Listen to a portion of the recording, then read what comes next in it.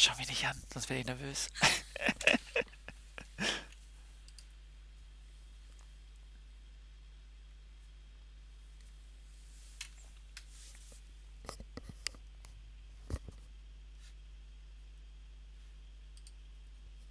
Okay, hello, welcome everybody. Can I please get some confirmation that you can hear me and see my screen all right? Please type into the chat.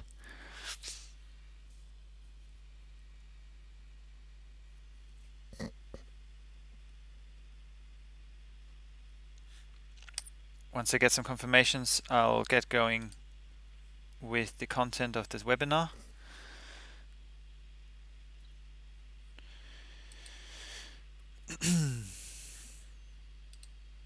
Okay, hi, great. Looks like people can hear me. All right. Cool. So, yeah, welcome again. My name is Hubert Miranda, and I'm your educator for this webinar. Today's topic will be on risk management, as in how to create a balanced exposure during your trading, which is absolutely important in order to make your account profitable and viable in the medium and long term. And I'll explain to you basically really how everybody who's a full-time trader, I think, would do it. And it's quite simple, but it's something that often it gets overlooked by beginning traders because often it just doesn't get explained very well by many educators that are out there on the internet. So if you have any questions during the webinar, type them into the chat, and I will occasionally look at the chat window and see yeah, if you've got any. Other than that, I shall get going now. I'll switch you over. So you should now see a different screen. You should now see my, after some seconds, this document here. And so the most important concept that I want to talk about is really the relationship between your stop loss setting and your lot size for any trade that you make, because the relationship between those two will determine how much you risk. So if you imagine that if you say if you're somebody who says, okay, I'll just always trade with the same lot size, thinking that you are therefore risking the same amount of money every time, you're going to get into serious trouble quickly.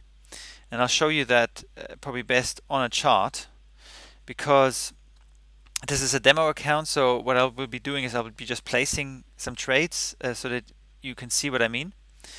So this is the euro dollar 4-hour chart.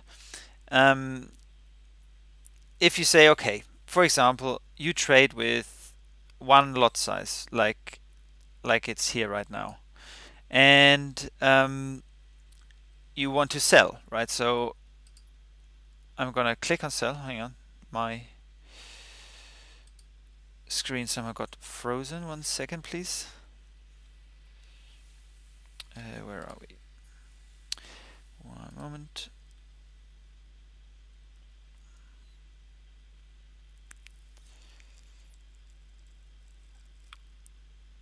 Okay, so here we are now. So let's stick with the example of one whole standard lot. I don't know what the account size of people are. This might be a bit big for some of you, but let's do it with 0.1 for that matter, because that might be more in the zone of some traders. So say you want to sell at this point. So I've just sold 0.1 lots. And you say, okay, this is what I always do. No matter what I trade, I go with my standard risk. The reason where you get into trouble is if you now said, okay, I'm going to set my stop loss above, say, these highs, right? Because you could say, okay, if price goes there, then maybe something is going wrong and this price isn't going to fall anymore.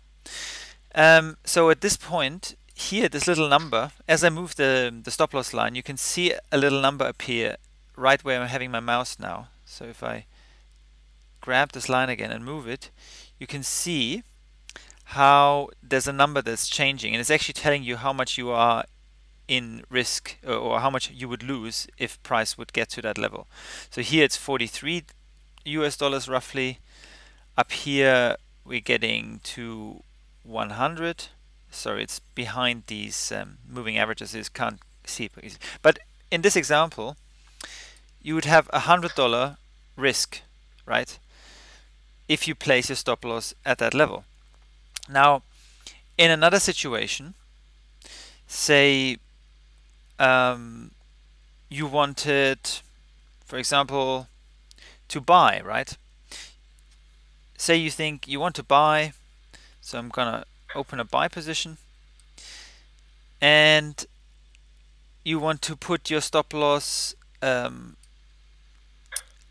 below all these support, these lows here, these low points, because again that would be an idea, quite a standard trading idea. So you have the same lot size of 0.1, but look at this. Now your loss would be $150. So that's 50% more loss than you would have had in this previous trade where you wanted to sell. And so the reason why that happens is, of course, because your stop loss is bigger, right? So the pips between the sell entry and the stop loss of your sell position is about 106 pips, whereas in the buy position, the distance between your entry and your stop loss is about 152 pips. And so that's why just always sticking to the same lot size will give you an uneven risk exposure. The same thing, you might now say, okay, hey, I'll just always use the same stop loss size, right? You might just say, I'll just always set my stop loss 50 pips away, and that's it. And I use 0.1, and that's it, and so you've got even risk. Well, in principle, that would be true, but if you have a fixed stop loss, if you have a fixed amount of pips that you use always as your stop loss, that is just as bad as what I just showed you now, because you will then have to, in some situations, set your stop loss. Say, for example, in this example, you wanted to buy because you feel this has really got potential to go up. And in this, let me just quickly close the sell position because we don't need that anymore. Okay.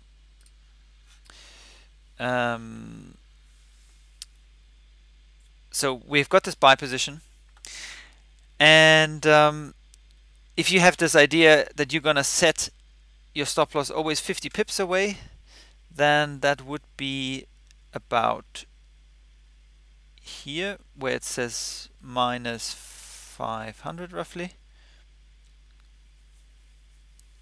about here, right? The problem with this approach is that it's not based on any technical level. It's right in the middle of this ranging zone, and there is no technical reason why price would kind of stop there. Like if it would go against you, price would most likely not stop here, but it might retest a proper previous support, like this low, or even better, these lows here, yeah, right? They're even more important. And so by simply sticking to a fixed lot size, you are basically ignoring the technical information in the chart, and that will cause you to be stopped out sometimes, you know, possibly even by a few pips, and then price turns around simply because you ignored the actual horizontal support and resistance levels or a trend line or whatever. So the key therefore is that you have to always base your stop loss on technical analysis, right? You need to base it on technical so-called invalidation levels, where you say, okay, at this price level, if price goes beyond that point, then my analysis on which my trade is based is clearly wrong. There's no more point staying in this for any longer. That's why you put your stop loss at that point. And as such, you can now see that both these approaches, either having a fixed lot size or having a fixed stop amount of pips for your stop loss for every trade, is dangerous, and you can lose money unnecessarily a lot of the time. I hope so far everybody can follow this. Okay, let me just check here. Do you do live trading in YouTube? I don't do live trading in YouTube. I trade myself personally, but I so far haven't been doing live trading. Cool. And yeah, that's it so far in terms of questions. Let's continue. So yes, so in this situation, in this example here, I would not at all put my stop loss there. I would always go for the technical level, in this case, for example, down here. But because I haven't analyzed the chart at all yet and what's happening exactly here, I wouldn't have gone into this trade. But I just wanted to show you this dynamic. And now we can talk about how we actually do it. So let me just close this trade as well for the moment and go back to our notes. So how do you then get the same risk, as in the same amount of money that you risk on every trade, regardless of how big you set your stop loss or regardless of what the setup is? So, and the key to that is that you have to work out your lot size and your stop loss for each trade individually. You cannot have a prescribed fixed value for any of those two settings. You need to work it out for every trade. And to do this, you can take this prime average measure, which is that one whole lot, so 1.00 lot, will mean about $10 loss or profit per pip of movement in the forex market. It's slightly different for commodities and equities. I'll cover that a little bit later, but for the moment let's just focus on forex. And in forex, one pip movement, if you have a one lot size, will usually mean that you lose, or you be in profit or in loss $10 every time one pip moves. So based on that, we can now then go to a formula which you can use on any trade. And so what you do here is, in order to work out the lot size that will give you equal risk exposure for every trade you enter, calculate the following. So I've got here essentially the formula written on the left, and then the numbers here are an example. So say, for example, in this case, the example is I want to risk $500 on one trade.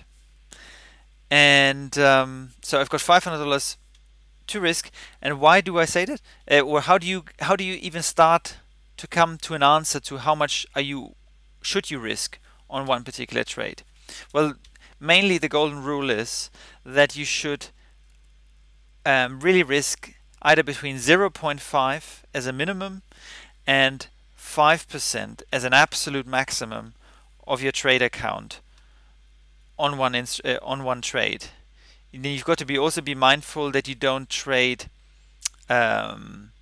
several, say, forex pairs that are actually quite closely correlated, that they move in a very similar way, and then you open positions in several, and then without realizing actually doubling your risk because they move so synchronistically. But the key here, amount of money you want to risk, is you've got to decide basically how much, and something healthy is anything between 0.5% of your account size to, I would say, 3%.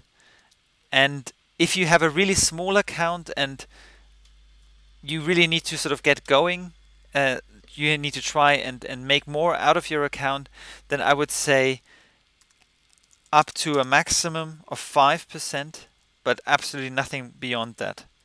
Because otherwise you just will lose too much at once. If the trade goes against you, then your psychology will kick in. You will start to make bad decisions. You will try to get your money back in the next trade, and it's a spiral of doom. So don't do it.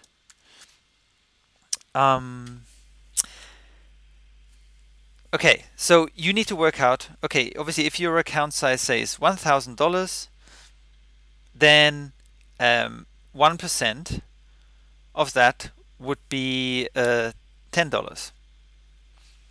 So 10% would be $100, 1% would be $10 of your $1,000 account size. So that means, in principle, if that's 1%, then you could use, if you want to use this rule of a maximum of 5%, you could use a maximum of $50.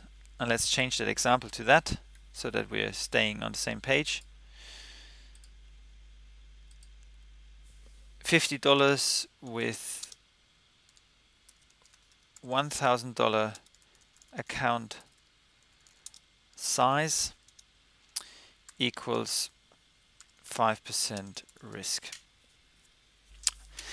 So, and like I said, it's at the high end already, but if you have a really, really small account, then, and you have a solid system, you have a solid strategy already, a solid trading plan with your clear rules and guidelines of how you entered setups, then that's probably okay. If you have a slightly bigger account, so I don't know, if you start having maybe, I don't know, 10,000 or more in your account, even less so, maybe already 5,000, I would start to reduce that a bit to maybe 4 or 3% if you want to still be on the high end.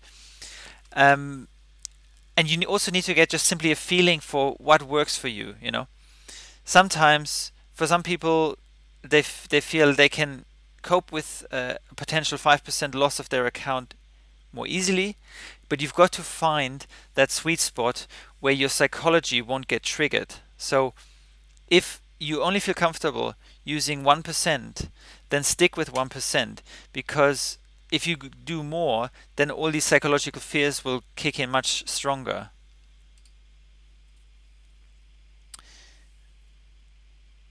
Okay, then I'm just going back to some questions here.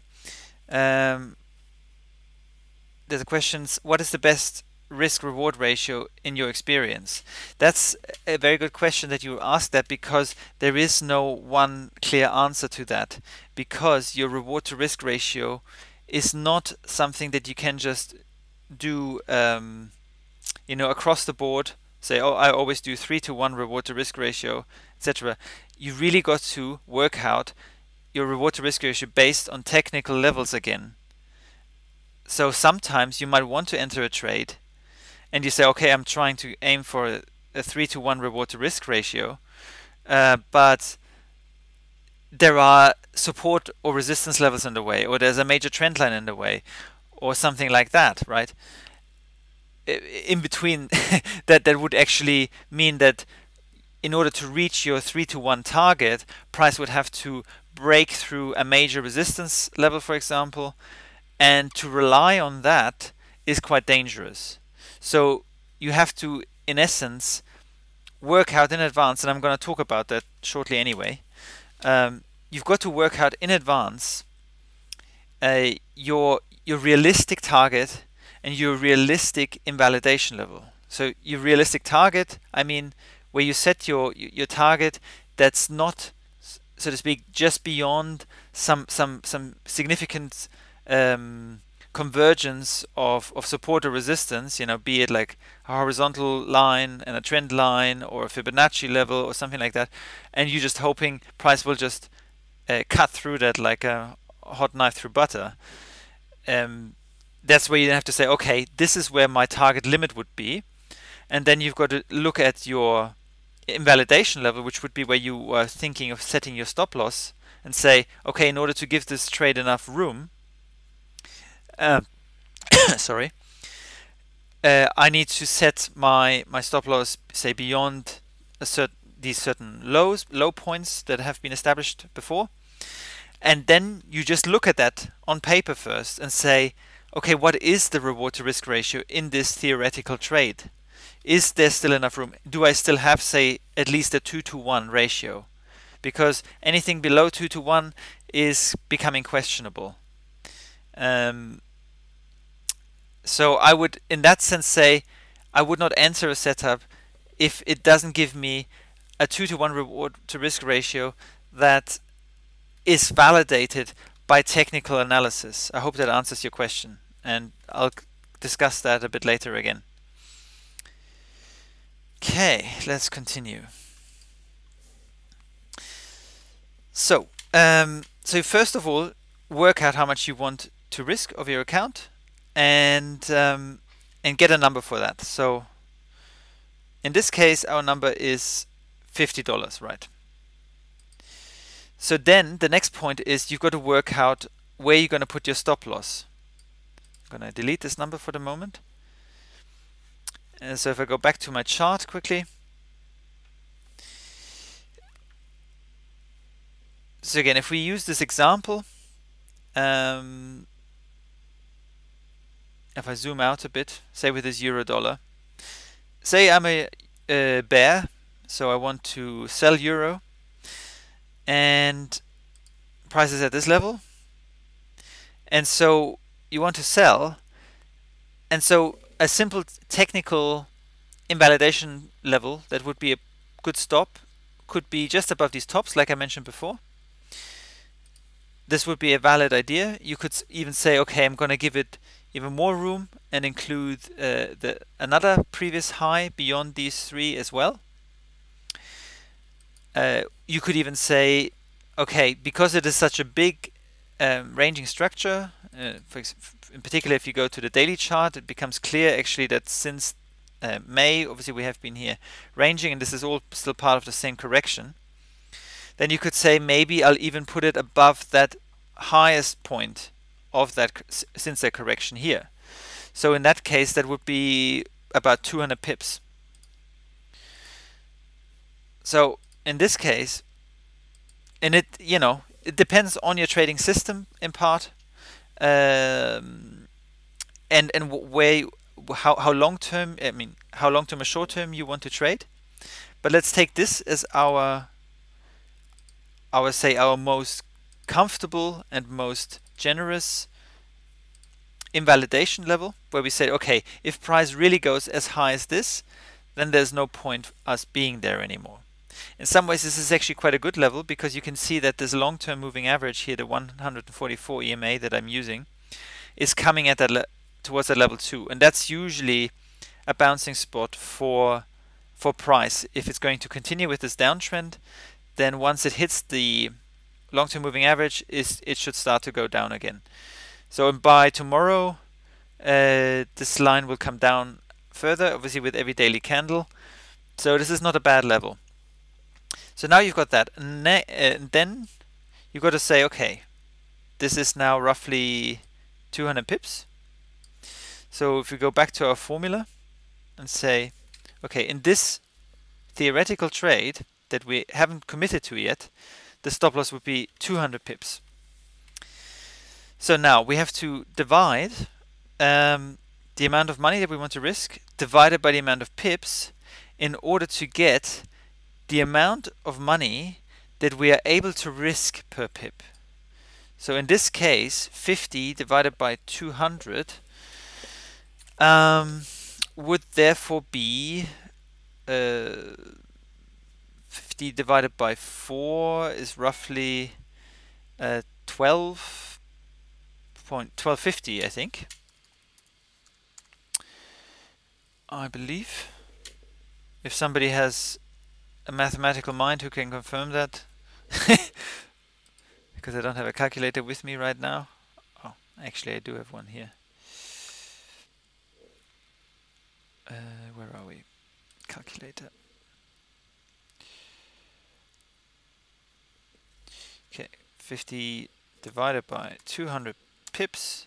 Oh, okay, 0.25. That means we can only risk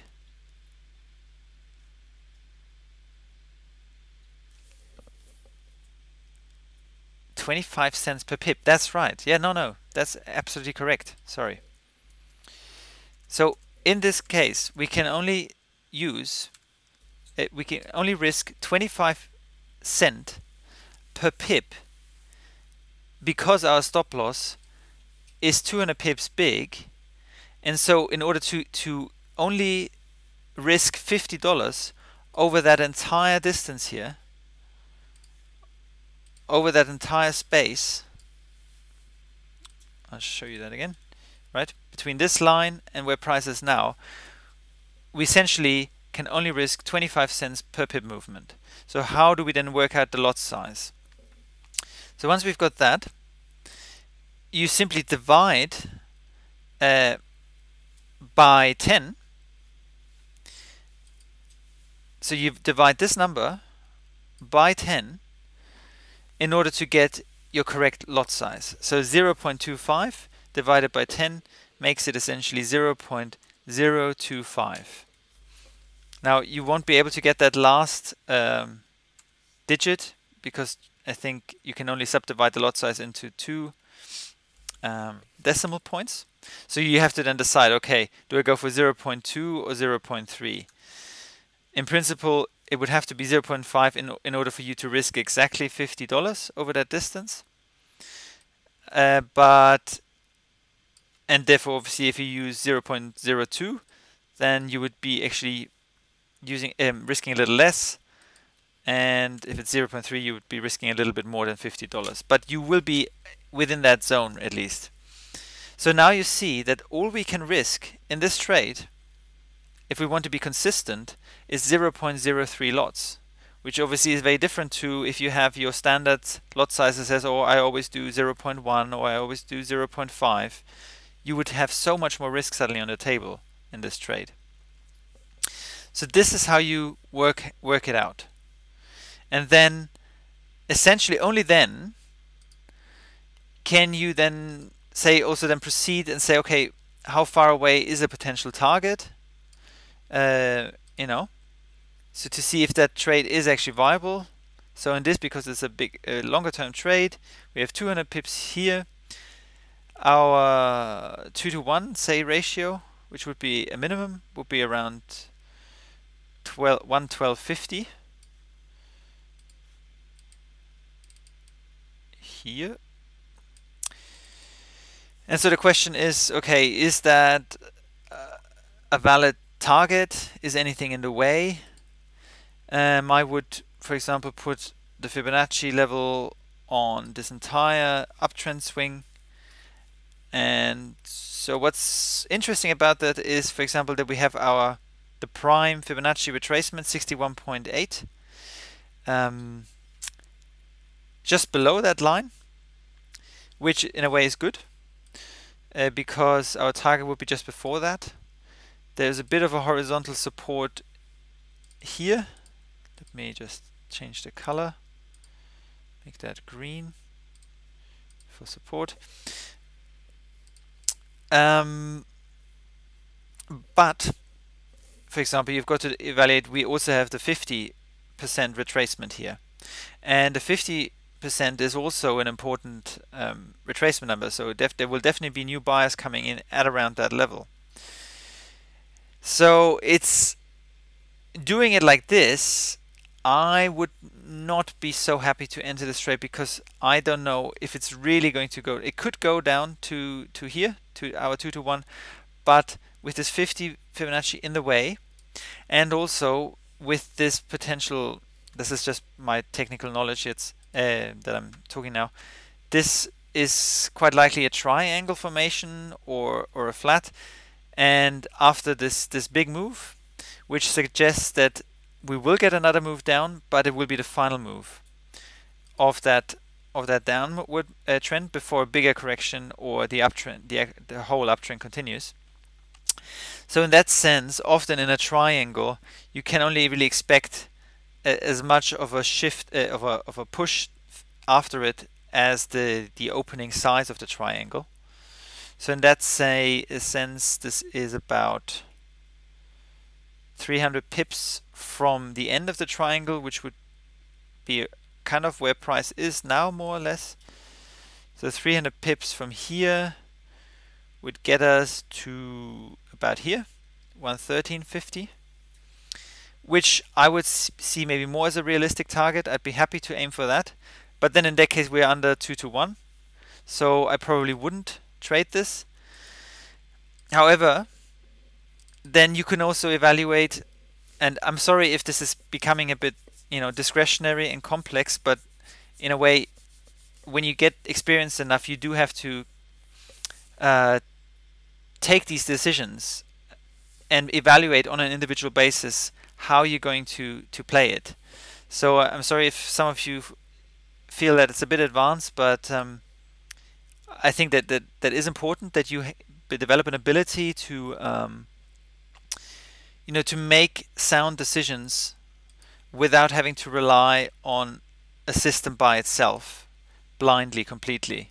So in my case, I could say, actually, if this really is a triangle, then you could say price should not go above this top anymore. And in that case, we've reduced our technical stop loss size, and then this target now becomes actually far enough away relative to the stop loss. That means we can increase our lot size a bit, and therefore the reward to risk ratio would be better. So this is one way you can evaluate it. So I will give you a summary shortly.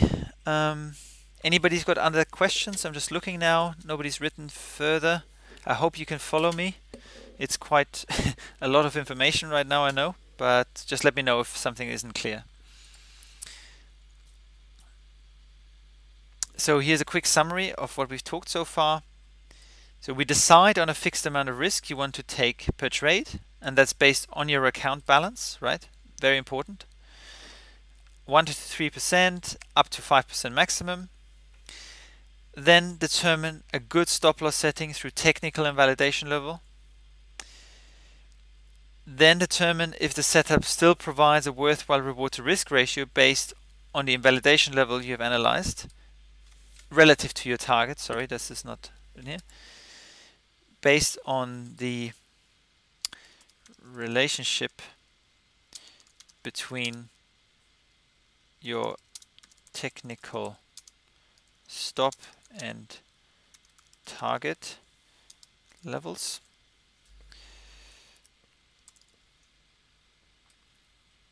So it's essentially, you've got to do your analysis, right? And it's good because it teaches you not to jump in spontaneously into trades that just, you instinctively, you want to go, oh, there's an opportunity, but I haven't really analyzed it, but I fear that I'm going to lose the opportunity, and then you just trigger, and generally that doesn't go well. So this in a way forces you to really analyze your setup enough in advance so that you are clear about it. And if that all is correct, so if you've got your good reward to risk ratio based on technicals, then you can calculate the lot size via the formula that I've provided here above. I can send you this document. Oops, sorry guys. Which is this amount of money you want to risk divided by the number of pips in your stop loss that you've analyzed technically equals the amount of money you can risk per pip. If you divide that number then by 10, it gives you an approximate correct lot size for you to enter then into your trade field, into your trading box, like here. Okay, let me check. No questions so far. Good. All right, so let me give you a quick example of this in, say, equity markets. So say the Dow Jones here. And now, of course, we're not dealing with pips in the same way as we do in Forex. Here you've got to kind of work out, really with your broker, you've got to check with your broker to see how they calculate the pip size for commodities and equities, because say if I can try that quickly here. If I buy one lot of the Dow Jones, and then just move my stop loss a bit and say I put it to what would be a good number? Yeah, let's put it to, see here we have already 10,000, so I guess that would be something like 10,000 pips because we're dealing with a much higher number.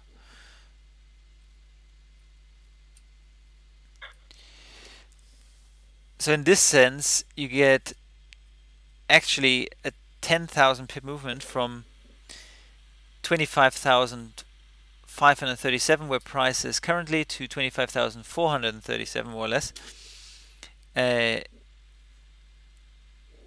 That's about 1,000 pips. However, see, in my broker, this is only risking $100. So translated that into, if we would just use that forex formula, actually we can risk more here, because even though my lot size is 1, over 1,000 pips I'm only risking $100, whereas if I use a 1 lot size, say in a forex currency pair, then with 1,000 pips I would be in $10,000 risk, right? Because 1 pip movement is about $10 risk. 1,000 pips, big risk. so that's why you've got to check that out with your broker. They will have it on their website for every instrument that they offer, how they calculate it.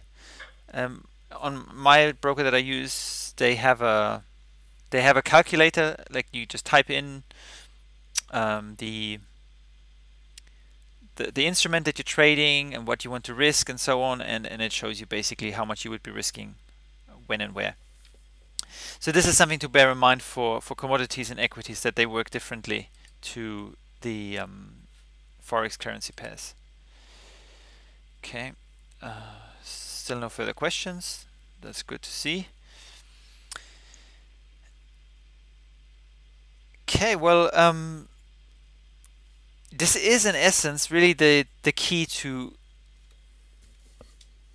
consistent risk management, because if you imagine that on one trade, if you do the things that the erroneous things that we discussed at the beginning of having a fixed lot size or a fixed stop loss, then on one trade you might lose $20, right?